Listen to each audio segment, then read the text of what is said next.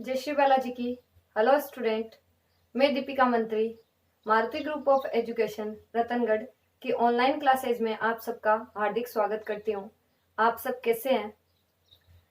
जैसा कि ये वीडियो जो 11th के स्टूडेंट्स के लिए है जो कॉमर्स लेने के इच्छुक है, जिसमें मैंने 2 वीडियो बना दिए थे। पहला वीडियो था उसमें अपन ने इंट्रोडक्शन ऑफ कॉमर्स देखा था, और जो सेकंड वीडियो था उसमें अपन ने 11th के इकोनॉमिक्स की शुरुआत कर ली थी।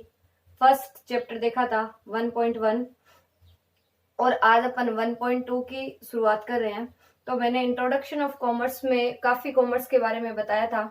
फिर दूसरे वीडियो में अपन ने इकोनॉमिक्स की डेफिनेशन मीनिंग जाना था कि कौन कौन से अर्थशास्त्री ने किस प्रकार से इकोनॉमिक्स की डेफिनेशन दी है, क्या क्या बताया इकोनॉमिक्स के बारे में कि इकोनॉमिक्स होता क्या है, इकोनॉमिक्स का जनक कौन होता है, इकोनॉमिक्स में क्या होता है। और पहला वीडियो था उसमें भी मैंने आपको कई सामान्य जानकारी दी थी इकोनॉमिक्स के बारे में, और कुछ बताया था कि अपन क्या क्या 11th में पढ़ेंगे, क्या अपन 12th में पढ़ेंगे। तो 11th बेस पे भी अपन ने 2 पार्ट देखे थे, 12th में भी 2 देखे थे कि 12th बेस पे भी वेष्टि और समष्टि। वेष्टि के बारे में अलग बताया था, कीमत मांग के बारे में, और समष्टि के बारे में राष्ट्रीय आय के बारे में बताया था, जिसमें कुछ टॉपिक ऐसे भी थे जीडीपी जीएनपी वगैरह, जो भी आप काफी इम्पोर्टेंट है आपके GDP GNP NDP NNP, GDP क्या होता है, जीएनपी क्या होता है, NDP NNP, gross domestic product, gross national product, net domestic product और net national product. Gross domestic product कोई वस्तु और सेवाओं का जो मौद्रिक एक वर्ष के भीतर कुल वस्तु और सेवाओं के मौद्रिक मूल्य का योग ही सकल घरेलू उत्पाद कहलाता है। सकल राष्ट्रीय उत्पाद, जिसमें आयात निर्यात को भी अपन शामिल कर लेते हैं। एनडीपी में अपन जीडीपी माइनस डेप्रिसिएशन कर देते हैं, एनएनपी में जीएनपी माइनस, ये आपके जीएनपी माइनस डेप्रिसिएशन कर देते हैं। ये आपके 12th में काफी इंपॉर्टेंट रहेगा। 12th में इनके क्वेश्चन भी आते हैं प्रैक्टिकल। 11th में भी डेफिनेशन रहेगी, जब चैप्टर आएगा तब मैं आपको समझाऊंगी। तो आज का अपन टॉपिक देख लेते हैं। आज का अपना टॉपिक है अर्थशास्त्र की प्रकृति एवं क्षेत्र के अपन पढ़ेंगे nature and scope of economics.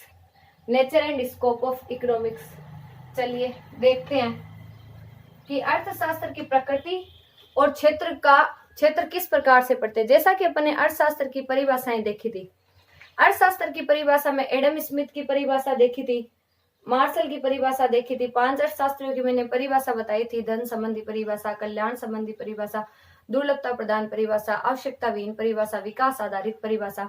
धन संबंधी परिभाषा एडम स्मिथ ने दी थी, कल्याण संबंधी परिभाषा प्रोफेसर अल्फ्रेड मार्शल ने दी थी, दुर्लभता प्रदान परिभाषा प्रोफेसर रॉबिन्स ने दी थी, आवश्यकता विहीन परिभाषा प्रोफेसर जेके मेहता ने दी थी, और विकास आधारित परिभाषा किसने दी थी?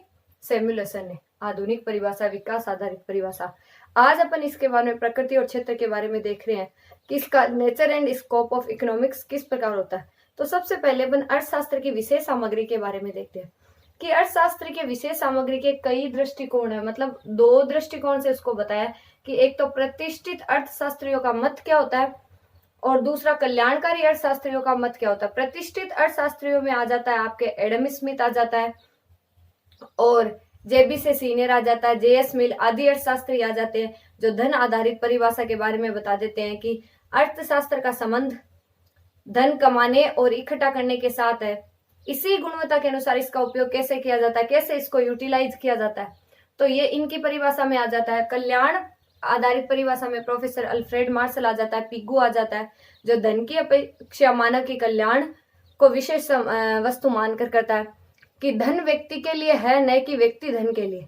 धन व्यक्ति के लिए होता है, व्यक्ति धन के लिए नहीं होता। मार्शल ने भौतिक कल्याण संबंधी केवल आर्थिक क्रियाओं को अर्थशास्त्र की विषय वस्तु माना। फिर दुर्लभता प्रदान परिभाषा में रॉबिन्सन आ जाता है, और आवश्यकता विहीन परिभाषा में जेके मेहता आ जाता है। तो इनका भी अर्थशास्त्र के स्कोप में काफी विस्तार किया गया है। इन्हीं स्कोप को मानते हुए अर्थशास्त्र आर्थिक क्रियाओं के निरंतर विभाजन ने अर्थशास्त्र की विशेष सामग्री को क्या कर दिया? व्यापक बना दिया। और अर्थशास्त्र की जो विशेष सामग्री है उसको 5 भागों में विभाजित कर दिया। अर्थशास्त्र की विशेष सामग्री को 5 भागों में विभाजित कर दिया। कौन कौन से है देखो,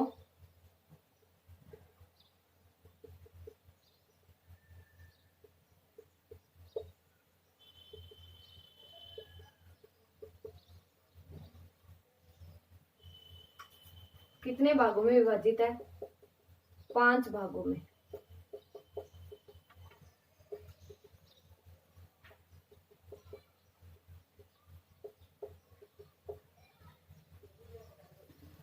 ये कौन कौन से 5 भाग है वो देखेंगे अपन कि 5 भाग कौन कौन से हैं।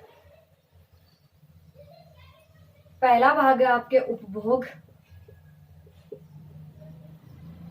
दूसरा भाग है आपके उत्पादन, पहला भाग आपके उपभोग, दूसरा भाग आपके उत्पादन, तीसरा भाग आपके विनिमय, चौथा भाग आपके वितरण और पांचवा भाग आपके राजस्व।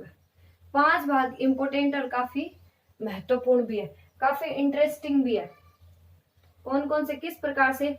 अब उपभोग क्या होता है, उत्पादन क्या होता है, विनिमय क्या होता है, वितरण क्या होता है, इनके बारे में पढ़ेंगे। उपभोग का मतलब वैसे होता है उपयोग करना। उत्पादन कोई वस्तु का उत्पादन करते हैं। विनिमय का मतलब होता है लेन देन। वितरण का मतलब होता है बांटना। राजस्व का मतलब होता है सरकारी, जो बजट के बारे में अपन देखते हैं कि उपभोग वह आर्थिक क्रिया है जिसका संबंध व्यक्तिगत तथा सामूहिक आवश्यकताओं से प्रत्येक संतुष्टि के लिए वस्तुएं और सेवाओं की उपयोगिता के उपभोग से है। उपभोग वह आर्थिक क्रिया है जिसका संबंध व्यक्ति और सामूहिक क्रियाओं के सामूहिक आवश्यकताओं में प्रत्येक संतुष्टि के लिए वस्तुएं और सेवाओं की उपयोगिता के उपभोग से। उपभोग को अर्थशास्त्र का आदि एवं अंत दोनों कहा जाता है, क्योंकि उपभोग है जो कि अर्थशास्त्र का आदि भी होता है और अर्थशास्त्र का अंत भी होता है। किस प्रकार से? क्योंकि उत्पादन, विनिमय, वितरण आदि सभी क्रियाएं उपभोग के लिए की जाती है। अगर अपन उपभोग नहीं करेंगे, कोई चीज का उपयोग नहीं करेंगे, तो ये चीज सारी क्रियाएं किस काम की है? तो ये सारी क्रियाएं किसके लिए की जाती है? उपभोग के लिए की जाती है। तो उपभोग है वो कि अर्थशास्त्र का क्या होता है? भाग होता है। अर्थ जिसका संबंध व्यक्तिगत तथा सामूहिक आवश्यकताओं की संतुष्टि के लिए किया जाता है। दूसरा आता है उत्पादन। उत्पादन का संबंध वस्तुएं और सेवाओं की उपयोगिता या मूल्य में वृद्धि करने से है। कोई वस्तु का अपन उत्पादन कर रहे हैं तो उसकी उपयोगिता और उसके मूल्य में वृद्धि करने से है। वो क्या होता है? वो होता है उत्पादन। कि मूल्य में वृद्धि, जैसे ब्रेड बनाते हैं तो ब्रेड बनाने की क्रिया एक प्रकार क्या हो गया? उत्पादन हो गया। उत्पादन के मुख्य साधन हो गए भूमि, श्रम, पूंजी, साहसी, प्रबंध, तकनीकी। ये सारे उत्पादन उद्यम में, ये सारे उत्पादन के क्या हो गए? प्रमुख साधन हो गए। क्योंकि इनके बिना तो अगर कोई वस्तु का उत्पादन करे तो भूमि नहीं होगी तो कैसे करेंगे? पैसा नहीं लगाए, पूंजी नहीं होगी तो कैसे करेंगे? श्रम, लेबर नहीं होंगे तो उसका कैसा करेंगे? उद्यमी व्यवसाय नहीं होंगे तो किस प्रकार से करेंगे? तो ये सारे क्या उसके साधन है। विनिमय क्रिया का संबंध किसी वस्तु के साधन के क्रय विक्रय से है। विनिमय का मतलब होता है लेन देन। अब जैसे अपन ने पैसे कमा लिए, पैसे कमाने के बाद में अपने को जरूरत है कोई वस्तु की, तो उस वस्तु की जरूरत के लिए उस वस्तु का अपन क्या करेंगे? लेन देन करेंगे। उस वस्तु के बदले में दूसरी वस्तु ले लेंगे। उत्पादित वस्तुओं के उपभोग या आवश्यकताओं की पूर्ति के लिए विनिमय की क्या होती है? आवश्यकता होती है। उस विनिमय की फिर क्या होती है? अपने को आवश्यकता होती है। उत्पादित वस्तुओं के लिए विनिमय की क्या होती है? विनिमय की आवश्यकता होती है। कि वस्तु विनिमय प्रणाली में 200 के कारण मुद्रा आधारित विनिमय का कार्य सरल बना दिया गया था। क्रय विक्रय मुद्रा में किया जाता था और कीमत निर्धारण का सिद्धांत भी मुद्रा पर ही आधारित है। एक बहुत अच्छी बात बोली है कि कीमत निर्धारण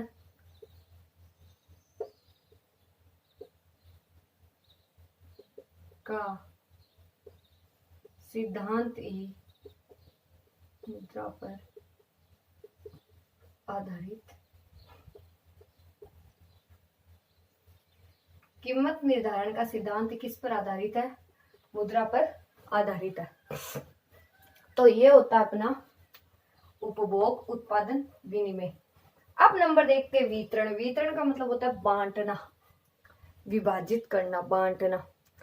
विभिन्न साधन के सामूहिक प्रयासों का परिणाम ही उत्पादन है। उत्पादन में उत्पत्ति के प्रत्येक साधन में पारिश्रमिक का निर्धारण किया जाता है जो साधनों के बीच आय वितरण से संबंधित है। इसके अंतर्गत ये ज्ञात किया जाता है कि राष्ट्रीय आय क्या है, राष्ट्रीय आय क्या होती है, इसकी गणना कैसे की जाए? ब्याज लगाकर, लगान लगाकर, मजदूरी लगाकर, लाभ लगाकर। जैसे देखो, जैसे मैंने राष्ट्रीय आय के बारे में आपको बताया था, अभी जीडीपी के बारे में बताया किसी वस्तु या सेवा, एक वर्ष के भीतर किसी वस्तु या सेवा के मौद्रिक मूल्य का योग ही क्या कहलाता है? जीडीपी कहलाता है, सकल घरेलू उत्पाद कहलाता है। वही क्या होती है? राष्ट्रीय आय होती है। इसके साथ एनडीपी होती है, नेट डोमेस्टिक प्रोडक्ट, जो करते हैं जीडीपी माइनस डेप्रिसिएशन। डेप्रिसिएशन आप 11th के इसमें अकाउंट्स में पढ़ोगे। मूल्य ह्रास मतलब कमी। अब कोई मशीनरी अपन ने 10,000 में खरीदी, फिर उस पर 5% डेप्रिसिएशन लगाना, तो वो मशीनरी कितने की? 500 रुपए का उस पर क्या लगा? डेप्रिसिएशन। तो 10,000 में से 500 गए तो 9,500 की अगले वर्ष क्या होगी? मशीनरी होगी। तो ये 500 जैसे दो विधियों से, क्रमागत और स्थिर विधि से, ये अकाउंट्स का है, उसमें लगाया जाता है। तो ये डेप्रिसिएशन इनमें से घटा देते हैं तो एनडीपी ज्ञात हो जाती है। जीएनपी जो अपनी जीडीपी रहती है, उसमें आयात और निर्यात को घटा देते, जोड़ देते, वो कहलाती है जीएनपी।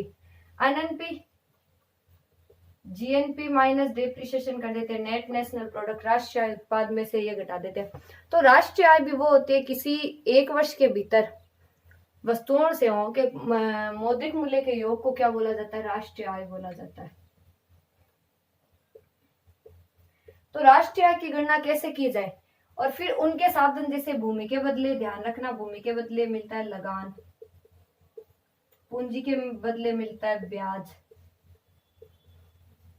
उद्यमी को मिलता है लाभ, श्रम को मिलता है मजदूरी।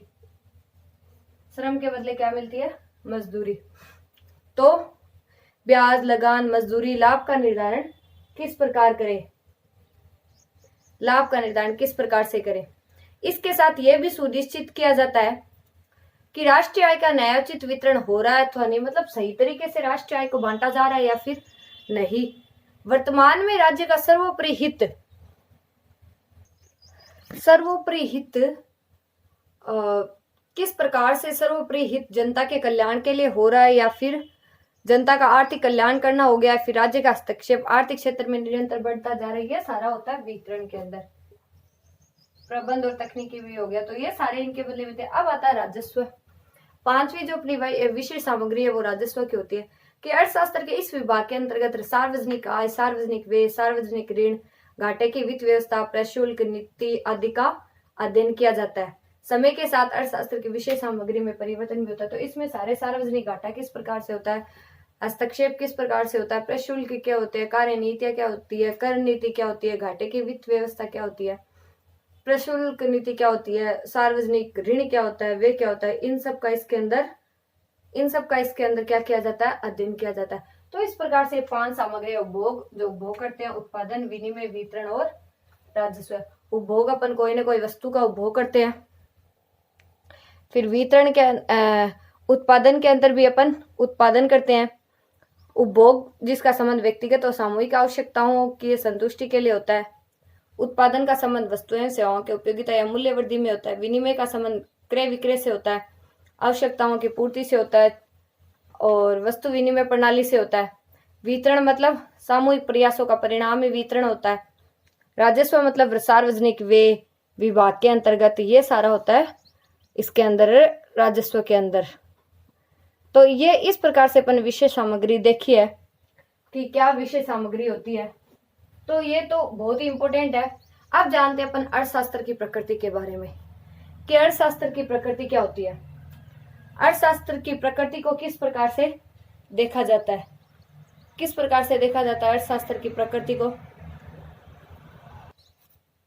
देखिए अर्थशास्त्र की प्रकृति।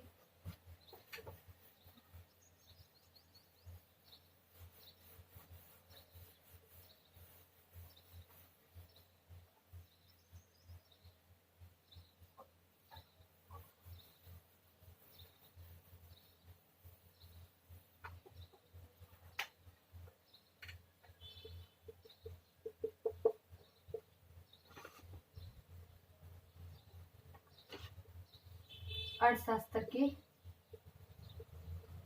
प्रकृति। अर्थशास्त्र की प्रकृति को भी अपन 4 तरीके से देखेंगे कि कई प्रश्न हो जाते, क्या अर्थशास्त्र विज्ञान है? क्या अर्थशास्त्र, यदि अर्थशास्त्र विज्ञान है तो कौन सा विज्ञान है, वास्तविक विज्ञान है या आदर्शात्मक विज्ञान है? क्या अर्थशास्त्र कला है? या फिर अर्थशास्त्र विज्ञान या कला, दोनों है। इन चारों प्रश्नों का अपन इसके अंदर आंसर देखेंगे। तो पहला अपना आता है क्या अर्थशास्त्र विज्ञान है।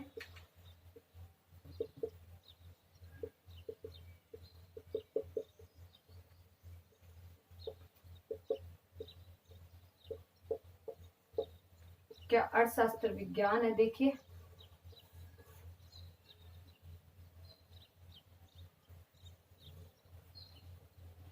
कैसे अर्थशास्त्र विज्ञान कैसे हो सकता है कि विज्ञान ज्ञान का वह क्रमबद्ध और संपूर्ण अध्ययन है जो कारण और प्रभाव के संबंध की क्या करता है, व्याख्या करता है। विज्ञान किसी घटना का वस्तुगत विश्लेषण करता है, उसका क्रमबद्ध अध्ययन करता है। कि विज्ञान ज्ञान का वह क्रमबद्ध और संपूर्ण अध्ययन है जो कारण और प्रभाव के संबंध की क्या करता है, व्याख्या करता है। और इसी विश्लेषण के आधार पर वह पूर्व अनुमान कर भविष्यवाणी भी करता है। विज्ञान के कई तर्क भी हो सकते हैं, जैसे वैज्ञानिक रीति का प्रयोग करके, व्याख्या करने की शक्ति का प्रयोग करके, भविष्यवाणी करके, क्रमबद्ध अध्ययन करके, नियमों की सत्यता को जानते हुए, कारण और परिणाम के संबंध को जानते हुए। तो ये सारे विज्ञान के अपन पक्ष में देख सकते हैं कि आर्थिक घटनाओं को कारण और परिणाम के संबंधों को ज्ञात करने के लिए आर्थिक सिद्धांतों और नियमों के निर्माण की वैज्ञानिक रीति का प्रयोग करता है। फिर सामान्य नियमों का निर्माण करके अर्थशास्त्र एक उचित मात्रा में आर्थिक घटनाओं की व्याख्या करता है। फिर अर्थशास्त्र है जो आर्थिक घटनाओं की भविष्यवाणी भी करता है। फिर साथ साथ में उसका क्रमबद्ध अध्ययन भी करता है। उपभोग, उत्पादन, विनिमय के दौरान जो भी अपन पढ़ के निकले हैं, उपभोग, उत्पादन, विनिमय, वितरण, राजस्व, ये सारे जो पढ़ के निकले, इनके दौरान इनका भी इस प्रकार से इनका क्रमबद्ध अध्ययन भी करता है। नियमों की सत्यता की जांच करता है, कारण और परिणाम का संबंध देखता है। तो ये पक्ष में होने के तर्क हो जाते हैं। फिर काफी विपक्ष में कि एकरूपता का अभाव पाया जाता है, कि इन सब में एक घटना के विश्लेषण के माध्यम के दौरान इसको नहीं बताया जाता, तो इनमें एकरूपता नहीं पाई जाती है। मत विभेद होता है, कई अर्थशास्त्रियों में आपस में मत विभेद भी पाया जाता है। वस्तुपरक नहीं हो सकता, विषय वस्तु मनुष्य आधारित बताई जाती है। आर्थिक नियम निश्चित नियम नहीं है।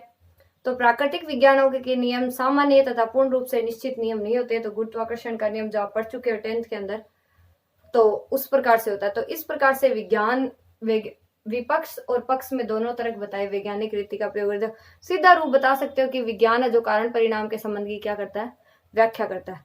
दूसरा आता है क्या अर्थशास्त्र विज्ञान है। तो आदर्शात्मक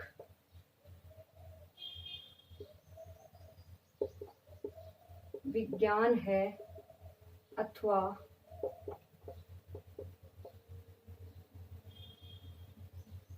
वास्तविक। आदर्शात्मक विज्ञान है अथवा कौन सा है, वास्तविक। पहला क्या अर्थशास्त्र विज्ञान है, तो इसमें आप बता सकते हो कि अर्थशास्त्र आदर्शात्मक विज्ञान अथवा वास्तविक विज्ञान। तो पहले वास्तविक लिख लो,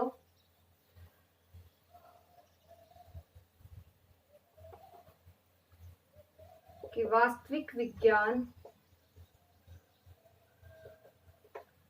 है या आदर्शात्मक विज्ञान। वास्तविक विज्ञान है या आदर्शात्मक विज्ञान है। वास्तविक विज्ञान है अथवा आदर्शात्मक विज्ञान। आदर्श कर लो चाहे आदर्शात्मक कर लो। वास्तविक विज्ञान है अथवा आदर्शात्मक। क्या अर्थशास्त्र विज्ञान है तो कौन सा विज्ञान है, वास्तविक विज्ञान है या फिर आदर्शात्मक विज्ञान है। अब इनके बारे में अपन देखते हैं, इनके बारे में चलिए देखते हैं। चलिए कौन सा विज्ञान बताया गया है अर्थशास्त्र को?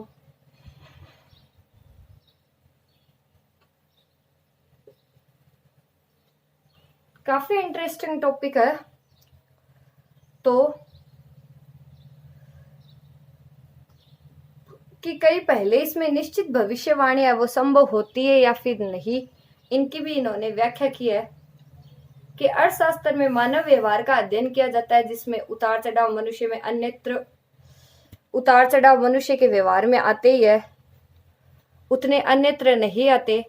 अनिश्चित व्यवहार की स्थिति में निश्चित भविष्यवाणियां संभव नहीं होती, उनके द्वारा की गई भविष्यवाणियां सत्य होती है। और अर्थशास्त्र में कई जैसे उनके अध्ययन में अंतर आ जाता है, विषय सामग्री पर आ जाता है, आकलन पर आ जाता है।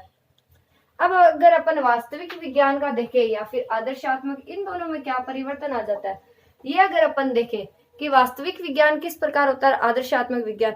वास्तविक विज्ञान के रूप में अर्थशास्त्र कारण एवं परिणामों के बीच संबंध को बताता है और इस बात की व्याख्या करता है कि ये क्या होता है, क्यों होता है और कैसे होता है। वास्तविक विज्ञान में तो वो इन घटनाओं के बताते क्या होता है, कैसे होता है और क्यों होता है। और आदर्शात्मक विज्ञान में वो नीति संबंधी तथ्यों का विवेचन करता है कि क्या होना चाहिए, अर्थात क्या होना चाहिए, किसी दी हुई परिस्थिति में क्या करना चाहिए। ये सारी घटनाएं जो अच्छाई तथा बुराई पर प्रकाश डालता है, उसमें तो क्या होता है, कैसे होता है, क्यों होता है, इसमें क्या होना चाहिए, किस प्रकार होना चाहिए, कैसे होना चाहिए, इन सब का आदर्शात्मक विज्ञान में देखता है। कई पक्ष में इनके क्रमबद्ध है, तर्कपूर्ण है, कई निष्कर्ष प्रदान कर सकते हैं, आर्थिक विषयों पर जानकारी ले सकते हैं, आर्थिक क्रियाओं के संबंध में ले सकते हैं। तो ये काफी पहलू होते हैं। वैसे ही इसके भी पहलू होते हैं कि मानव अर्थशास्त्र फ्रेजर के अनुसार कि आदर्शात्मक विज्ञान है, मानव भावुक एवं तार्किक दोनों है, अधिक उपयोगी है, श्रम विभाजन का गलत तर्क लगा सकते हैं, अधिक यथार्थवादी होना था, फिर समाज उत्थान में किस प्रकार सहायक होता है। तो इस प्रकार से अर्थशास्त्र विज्ञान और वास्तविक विज्ञान दोनों के पहलू में कि वो मानव भावुक एवं तार्किक दोनों होते हैं, उसमें क्रमबद्ध और तर्कपूर्ण होते हैं, मान्यताओं वैज्ञानिक पर आधारित होते हैं, अधिक उपयोगी होते हैं, आर्थिक क्रियाओं पर आधारित होते हैं, श्रम विभाजन का गलत तर्क हो जाता है, साधनों की कमी देखी जाती है, अधिक यथार्थवादी पाया जाता है और समाज उत्थान में सहायक पाया जाता है। अब अर्थशास्त्र कला, क्या अर्थशास्त्र बताया जाता है, क्या अर्थशास्त्र एक कला है? तीसरा क्वेश्चन पूछते हैं, क्या अर्थशास्त्र कला है? काफी बार एग्जाम में भी पूछा जाता है कि क्या अर्थशास्त्र कला होता है, कैसे। अब कई अर्थशास्त्री जो कि कला के पक्ष में और कई अर्थशास्त्री कला के विपक्ष में। अर्थशास्त्र कला है अथवा नहीं, इस संबंध में अर्थशास्त्रियों में आपस में मतभेद चला रहता है। जैसे एडम स्मिथ है, रिकार्डो, मिल, पिगू, मार्शल आदि आते हैं, ये अर्थशास्त्र को कला मानते हैं। बल्कि जो दूसरा वर्ग होता है जैसे वालरस, सुम्पीटर, सीनियर आदि आते, वो अर्थशास्त्र को कला नहीं मानते। अर्थशास्त्र कला अथवा नहीं, इसका अपन परीक्षण जानते हैं। कला शब्द का अर्थ क्या होता है, कला किसे बोलते हैं? कला मतलब होता है आर्ट, मीनिंग ऑफ आर्ट। सामान्य अर्थ में किसी लक्ष्य की पूर्ति को कार्यकुशलता के साथ करना ही कला है। कोई भी लक्ष्य है उसको पूरा करने के लिए, उस लक्ष्य की पूर्ति करने के लिए, उसकी कार्यकुशलता को करने के लिए वही क्या होता है, कला होता है। कि किसी लक्ष्य की पूर्ति को कार्यकुशलता के साथ करना ही कला है। कला हमें व्यवहारिक ज्ञान प्रदान करती है। ये समस्या का क्या करती है, केवल विश्लेषण ही नहीं अपितु समाधान भी करती है। कि कला हमें व्यवहारिक ज्ञान भी प्रदान करती है, समस्या का विश्लेषण ही नहीं अपितु उसका समाधान भी करते हैं। प्रोफेसर किन्स ने, जॉन मिनार्ड किन्स है, जो कि समष्टि अर्थशास्त्र के दौरान उनके बारे में पढ़ोगे तो प्रोफेसर जो किन्स है, उन्होंने कला ज्ञान की बताया कि कला ज्ञान की वह शाखा है जो निश्चित उद्देश्य की पूर्ति के लिए एक सर्वश्रेष्ठ तरीका बताती है। कि कला ज्ञान की वह शाखा है जो निश्चित उद्देश्यों की पूर्ति के लिए, प्रोफेसर किन्स ने क्या बताया है, प्रोफेसर किन्स के अनुसार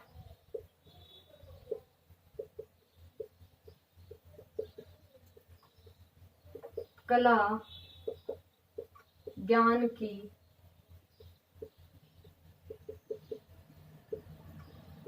वह शाखा है जो निश्चित उद्देश्यों की पूर्ति के लिए सर्वश्रेष्ठ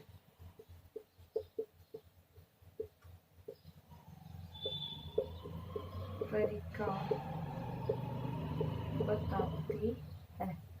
कला ज्ञान की वह शाखा है जो निश्चित उद्देश्यों की पूर्ति के लिए सर्वश्रेष्ठ तरीका बताती है। वो क्या कहलाती है? कला। कि कला की कोई निश्चित लक्ष्य की पूर्ति, निश्चित लक्ष्य की पूर्ति को कार्य कुशलता के साथ करना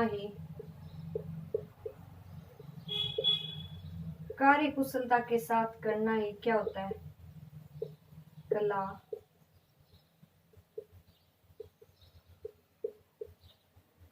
निश्चित लक्ष्य की पूर्ति को कार्य कुशलता के साथ करना ही क्या होता है? कला होता है। और ये हमें व्यवहारिक ज्ञान प्रदान, ये काफी अच्छी डेफिनेशन है जो व्यवहारिक ज्ञान तो हमें देती है, व्यवहारिक ज्ञान प्रदान करती है और साथ में व्यवहारिक ज्ञान के साथ में क्या करती है? समस्या विश्लेषण भी करती है और समाधान भी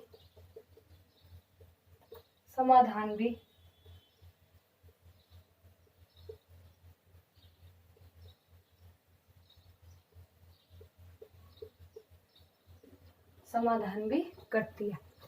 अब कई अर्थशास्त्री उसके पक्ष में और कई विपक्ष। फिर किन्स ने कला ज्ञान की वह शाखा है जो निश्चित उद्देश्य की पूर्ति के लिए सर्वश्रेष्ठ तरीका बताती है। कई इसके पक्ष में, न्याय मानने के पक्ष में कि कला तथा विज्ञान की प्रकृति में अंतर है, उसकी व्याख्या करता है। सदैव आर्थिक नहीं होती बल्कि सामाजिक, राजनीतिक और धार्मिक परिस्थितियों से भी क्या होती है? प्रभावित होती है। अर्थशास्त्र का कार्य नीति निर्धारण करना ही नहीं अपितु समस्याओं का विश्लेषण करना भी होता है। अर्थशास्त्र का स्वरूप विशुद्ध विज्ञान जैसा होता है। प्रोफेसर किन्स का मानना है कि अर्थशास्त्र के सिद्धांत ऐसे सुनिश्चित निष्कर्ष प्रदान नहीं करते जिन्हें तत्काल नीति निर्धारण में प्रयोग किया जा सके। किन्स का यह भी मानना है कि अर्थशास्त्र के सिद्धांत, तो प्रोफेसर किन्स का मानना क्या था? अर्थशास्त्र के सिद्धांत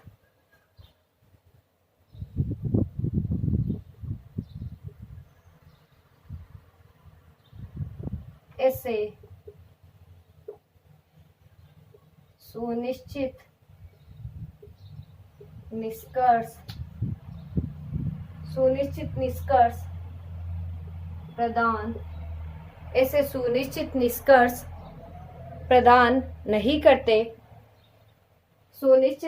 प्रदान नहीं करते जिन्हें तत्काल नीति निर्धारण में किया जा सके।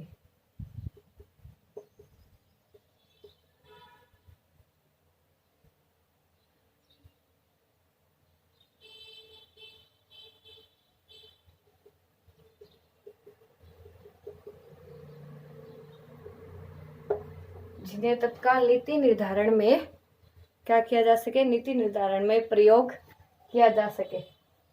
नीति निर्धारण में प्रयोग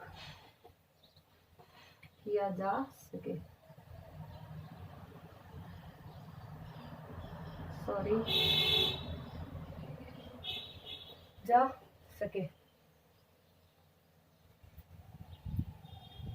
तो ये कुछ इन्होंने इसके न मानने के पक्ष में, कुछ मानने के पक्ष में, जो समस्याएं विशुद्ध रूप से आर्थिक प्रकृति की नहीं होती उन्हें अंतिम निर्णय अर्थशास्त्री ले सकता है। या अर्थशास्त्र का एक मुख्य उद्देश्य ये भी होता है कि व्यक्ति अथवा समाज के कल्याण को अधिकतम करे। कि अर्थशास्त्र का यह भी हो सकता है कि व्यक्ति अथवा समाज के कल्याण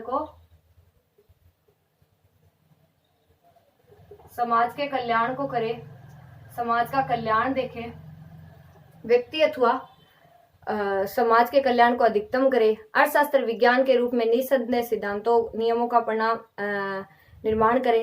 वर्तमान में व्यवहारिक अर्थशास्त्र का महत्व निरंतर बढ़ता जा रहा है। यदि कला के रूप में अर्थशास्त्र अध्ययन करता है तो आर्थिक सिद्धांतों की जांच करने में भी उसको सहायता मिलेगी। संपूर्ण विश्व में नियोजन प्रणाली होनी चाहिए। अर्थशास्त्र को वैज्ञानिक स्वरूप में माना गया होना चाहिए। तो ये कुछ उसके कला मानने के पक्ष में और विपक्ष में तर्क हो जाते हैं कि किस प्रकार से उसका प्रयोग वो करे और किस प्रकार से उसको न करे। तो ये उसके कुछ कला मानने के पक्ष में तर्क हो जाते हैं। और वैसे ही अब 4 नंबर देखते हैं कि अर्थशास्त्र विज्ञान और कला दोनों किस प्रकार से है, कि अर्थशास्त्र को अपन विज्ञान और कला दोनों किस प्रकार से मान सकते हैं। अर्थशास्त्र विज्ञान और कला दोनों को किस रूप से देख सकता है, कैसे? क्या अर्थशास्त्र विज्ञान एवं कला दोनों है? 4 नंबर देखते हैं अपन। क्या अर्थशास्त्र विज्ञान एवं कला दोनों है? चौथा क्वेश्चन आ जाता है, क्या अर्थशास्त्र विज्ञान एवं कला दोनों है? किस प्रकार से? कि उपयुक्त विवेचन से स्पष्ट होता है कि अर्थशास्त्र विज्ञान के साथ साथ कला भी है। विज्ञान के रूप में अर्थशास्त्र वास्तविक विज्ञान नहीं अपितु आदर्श विज्ञान भी है। और अर्थशास्त्र विषय के सैद्धांतिक और व्यवहारिक दोनों पक्षों का अध्ययन करता है। सैद्धांतिक पक्ष में वैज्ञानिक स्वरूप से संबंधित और व्यवहारिक पक्ष में कला से संबंधित। सैद्धांतिक अर्थशास्त्र विज्ञान और व्यवहारिक अर्थशास्त्र क्या है? कला। अतएव अर्थशास्त्र वैज्ञानिक की भांति 2 रूप हो सकते हैं, एक वैज्ञानिक के रूप में और एक अच्छे नागरिक के रूप में। नागरिकों के भांति अर्थशास्त्र को यह अधिकार प्राप्त होता है कि राष्ट्र के महत्व के विषयों में भाग ले, बहस करे, तकनीकी सलाहकार के रूप में भी कार्य करे। तो अर्थशास्त्र विवेचन से यह स्पष्ट होता है कि अर्थशास्त्र विज्ञान और कला दोनों भी है। विज्ञान के रूप में अर्थशास्त्र वास्तविक विज्ञान नहीं अपितु आदर्श विज्ञान भी है। और अर्थशास्त्र विषय के सैद्धांतिक और व्यवहारिक दोनों पक्षों का अध्ययन करता है। सैद्धांतिक पक्ष वैज्ञानिक स्वरूप से संबंधित होता है और जबकि व्यवहारिक पक्ष कला से संबंधित होता है। इसमें विज्ञान सैद्धांतिक अर्थशास्त्र विज्ञान और व्यवहारिक अर्थशास्त्र कला है। वैज्ञानिक के भांति उसके 2 रूप भी हो सकते हैं, अच्छे नागरिक के रूप में। अच्छे नागरिक की भांति यह अधिकार प्राप्त होता है कि वो विषयों में भाग ले, बहस करे, तकनीकी सलाहकार के रूप में प्राप्त करे। फिर प्रोफेसर किन्स ने भी लिखा है, क्या परिभाषा है प्रोफेसर किन्स की? देखिए,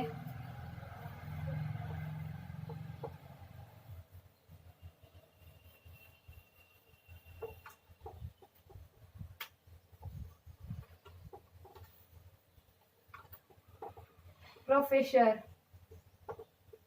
किन्स ने ठीक ही लिखा है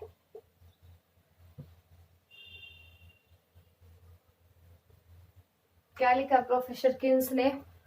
कि प्रोफेसर किन्स ने लिखा है कि विज्ञान को कला की आवश्यकता है तथा कला को विज्ञान की आवश्यकता है। विज्ञान को किसकी आवश्यकता है? विज्ञान को तो आवश्यकता है कला की।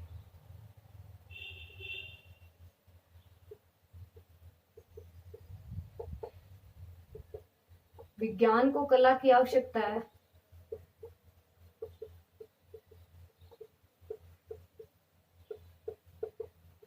कला को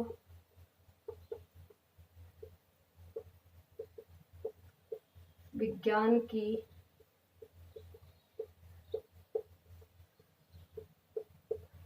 विज्ञान को कला की आवश्यकता और कला को विज्ञान की आवश्यकता है। और इस प्रकार से ये दोनों एक दूसरे के क्या होते हैं? पूरक होते हैं। दोनों एक दूसरे के पूरक होते हैं। दोनों एक दूसरे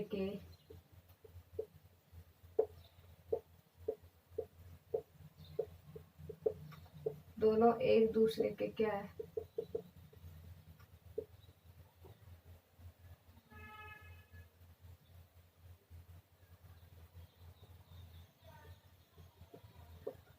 दोनों एक दूसरे के पूरक है।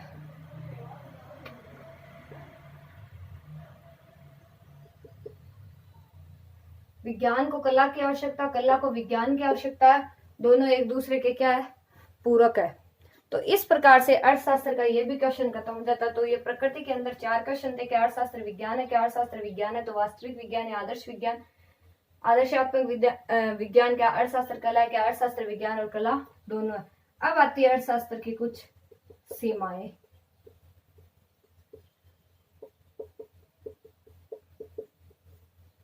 क्या सीमाएं होती है अर्थशास्त्र की? कि अर्थशास्त्र सामाजिक विज्ञान है, इसमें केवल मानव क्रियाओं का अध्ययन किया जाता है, पशु पक्षियों अन्य जीव जंतुओं का अध्ययन नहीं किया जाता। अर्थशास्त्र के अंतर्गत असामान्य एवं असामाजिक मनुष्य की क्रियाओं का अध्ययन नहीं किया जाता। प्रोफेसर रॉबिन्स ने अर्थशास्त्र को सामाजिक विज्ञान न मानकर मानव विज्ञान मानते हैं। अर्थशास्त्र के अंतर्गत केवल आर्थिक क्रियाओं का अध्ययन किया जाता है। प्रोफेसर एडम स्मिथ ने अर्थशास्त्र को केवल धन संबंधी क्रियाओं के अध्ययन के रूप में किया। पिगू ने उन क्रियाओं का अध्ययन किया था जो मुद्रा रूपी मापदंड में मापी जा सकती है। अर्थशास्त्र को अर्थशास्त्री विज्ञान एवं कला के रूप दोनों में स्वीकार करते हैं। विज्ञान केवल वास्तविक विज्ञान ही नहीं अपितु आदर्शात्मक विज्ञान भी मानते हैं। इनकी 2 शाखाएं हैं, एक तो विशुद्ध अर्थशास्त्र और एक होती है व्यवहारिक अर्थशास्त्र। 2 शाखा होती है।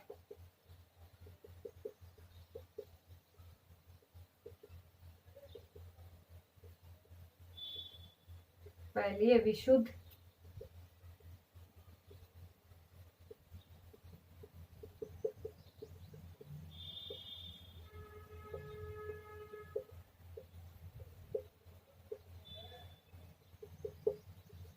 दूसरी कौन सी है? व्यवहारिक अर्थशास्त्र। विशुद्ध का तो मतलब हो गया प्योर इकोनॉमिक्स और व्यवहारिक का मतलब हो गया अप्लाइड इकोनॉमिक्स। विशुद्ध हो गया आपके प्योर इकोनॉमिक्स, इसका हो गया आपके अप्लाइड